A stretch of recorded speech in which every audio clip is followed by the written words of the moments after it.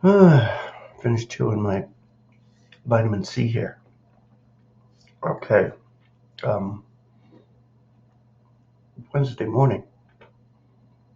Good morning.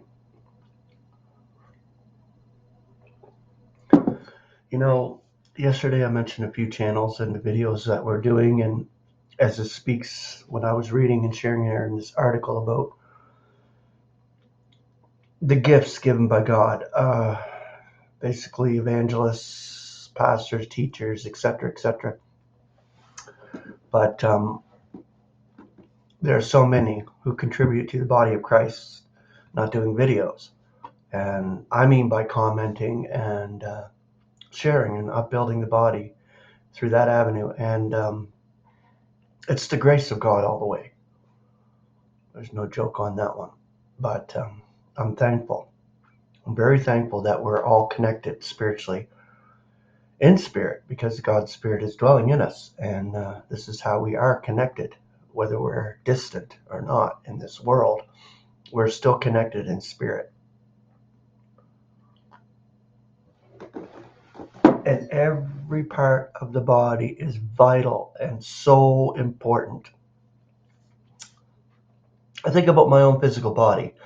I lost 2 toes, my 2 small toes, in a lawnmower accident when I was 18. They're gone.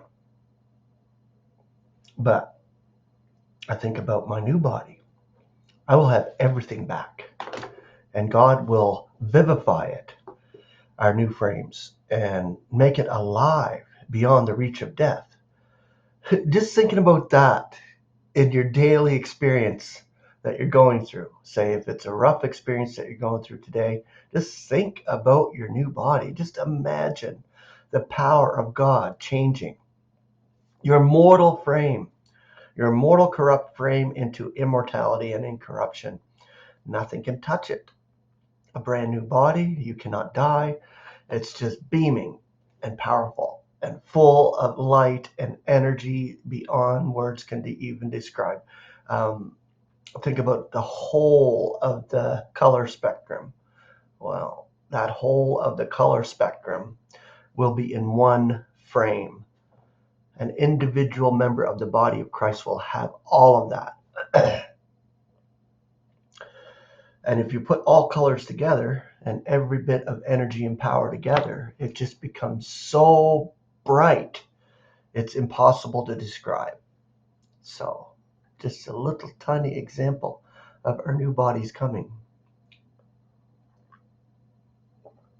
And I mentioned yesterday about, I mentioned a few names of people, our brothers and sisters who are doing videos and not categorizing and saying this is a pastor, this is a teacher, this is da.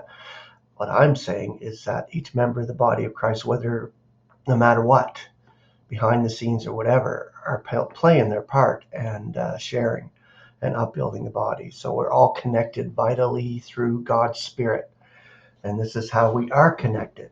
And this is the only way we can be connected these days, right now, in these mortal bodies, because God hasn't brought it together yet in full. It will come soon enough in the snatching away when we're caught up all together in the air. Those who are in repose and those who are living and surviving to the presence of the Lord. Amazing stuff. Okay, so good morning and thank you for joining me. Continuing on here, and this part has to do with healing, like the gifts. It's talking about the gifts here. A lot of them have ceased. In fact, pretty much all of them. There's only 3 really left: faith, love, or faith, expectation, and love. Love is the primary one.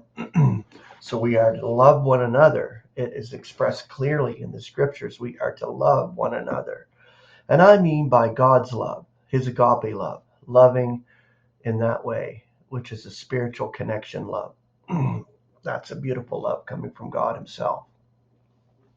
Okay, many will still ask, what of the other gifts, especially healing, which is not specifically said to have ceased? The answer is not far to seek. Physical healing is clearly promised in many a passage, but it has no place in the more excellent way we are considering. Ephesians promises all spiritual blessings among the celestials. That's where our blessings are, all of them. Ephesians 1:3, and that's in spirit. But there is not a single word as to physical health on the earth. Philippians brings before us three of the most spiritual of God's slaves in this era of transcendent grace. Paul himself had a thorn or a splinter in the flesh and could not get rid of it. It was a physical infirmity. That's according to what he is saying here. It could have been a physical one, a moral one. I don't know. It doesn't specifically say. All I know, the scriptures clearly say it's a messenger of Satan that was given to Paul to buffet him because it was necessary for the perfection of grace. God's power can only be perfected in infirmity, 2 Corinthians 12:8. And Paul, who healed others, learns the deeper lesson of abiding under the power of Christ. This was after he began to walk the more excellent way. Timothy, next to Paul, is the greatest of all the apostles for this era of grace. He too treads the path of perfection and suffers often infirmities, for which Paul prescribes a little wine instead of exercising his gift of healing. And now we are told of Epaphroditus, who risked his soul for the saints and nearly died while he was staying with Paul, to his great sorrow. He was on the more excellent way. No one on the more excellent way ever used the gift of miraculous healing, even though he had it. Philippians 2:25-30. Before Paul received this ministry, he was the greatest healer of all the apostles. He more than duplicated all that Peter did.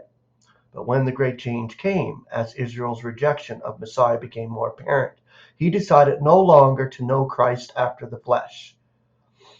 He gave notice that the signs which accompanied the proclamation of the kingdom would cease, and intimate that God had something better in store for the saints, not on earth, but in the heavens, not in the physical realm, but in the spiritual. So there you go. Our allotment we have inherited in the heavens, which is that celestial realm. So that is sharing what Christ's allotment is. So we share in it as members of his body. And this is a beautiful, beautiful expectation, not to be mortifying. Grace and peace. Have a beautiful day.